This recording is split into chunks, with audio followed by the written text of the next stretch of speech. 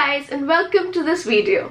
I may be jumping a bit too late on the bandwagon, but if you are someone like me who's wondering about all this talk around about the new KatVonD Good Apple Foundation Balm, then stick on, because I am going to be super critical and drilling down into the nitty-gritties of this so-called perfecting foundation balm.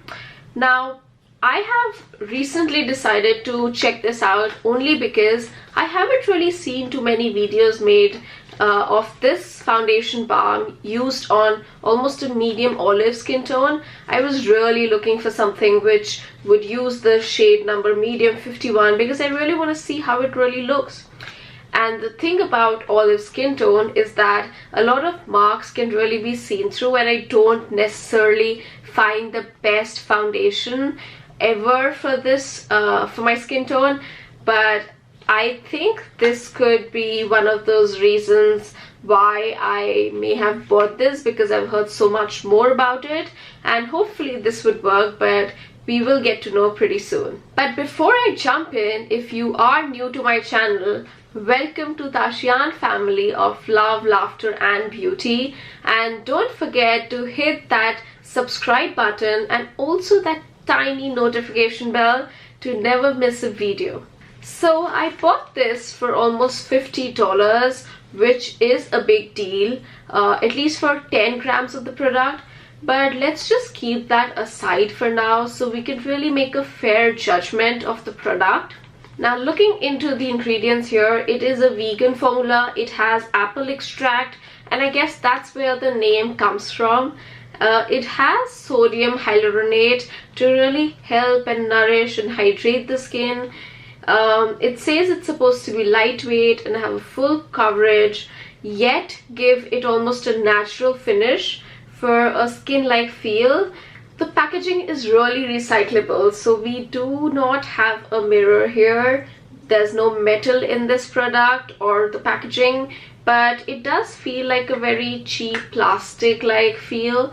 But the brand does suggest that as you're emptying it, as you empty the pan, you can recycle this with all your other plastics, which is a great thing, and I'm all for environment.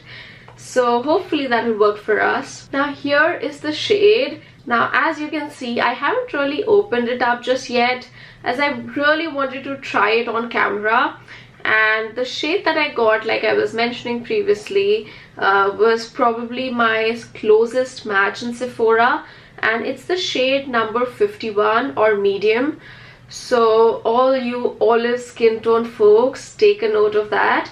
So let's put our fingers in and really check out the shade. Now I am going to be using a small foundation brush, and we will see if this sits or feels weird, and if I have to really pull in the big guns, the makeup sponge or even a bigger foundation brush, but we'll see about that. So as I'm trying to take a feel of the product, it is very creamy. It's almost too oily that I probably wouldn't like, but let me just swatch that here on my hand, the back of my hand, and I really want to show the shade here.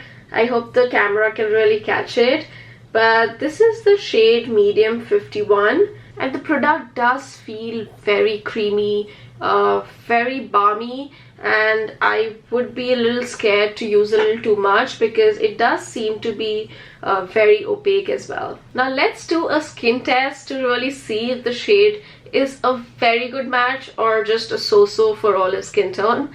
And I can definitely see that it's really working well for my skin tone.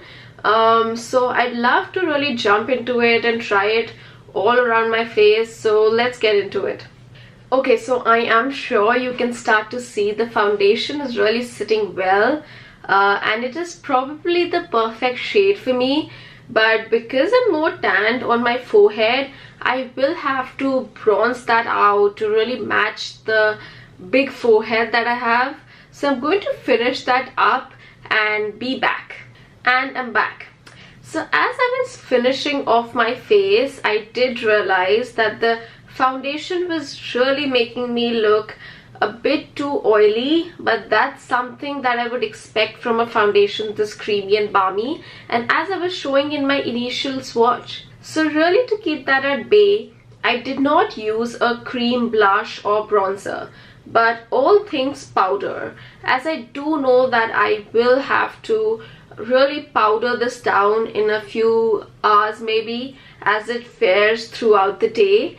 But for the coverage and the shade match, I truly don't mind. All in all, I am enjoying this foundation, but more than anything, I think it's the shade match, as I don't necessarily come across a shade for medium olive tone that easy, and this brand, as always, has a variety of shades to choose from, so I'm hoping there is something for everyone. Now, as I powder my face, the foundation does come back to its original texture of a soft, dewy finish and really works well with loose powder. So I am happy about that. It is working well with other products, which is one of the most important factors for a good foundation.